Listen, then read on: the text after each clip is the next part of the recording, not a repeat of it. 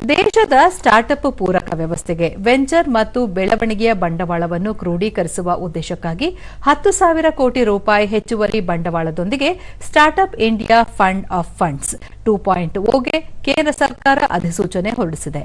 2016ರಲ್ಲಿ startup India ಕ್ರಿಯಾ ಯೋಜನೆಯಡಿಯಲ್ಲಿ ಹಣಕಾಸಿನ ಕೊರತೆಯನ್ನು ನೀಗಿಸಲು ಮತ್ತು ಸ್ಟಾರ್ಟ್ಅಪ್ಗಳಿಗೆ ದೇಶೀಯ ಬಂಡವಾಳ ಲಭ್ಯತೆಯನ್ನು ಚುರುಕುಗೊಳಿಸಲು ಆರಂಭಿಸಲಾದ ಸ್ಟಾರ್ಟ್ಅಪ್ಗಳಿಗಾಗಿ ನಿಧಿಗಳ ನಿಧಿಯ ಆಧಾರದಲ್ಲಿ ಸ್ಟಾರ್ಟ್ಅಪ್ ಇಂಡಿಯಾ ಎಫ್ಒಎಫ್ 2.0 ರೂಪಿಸಲಾಗಿದೆ.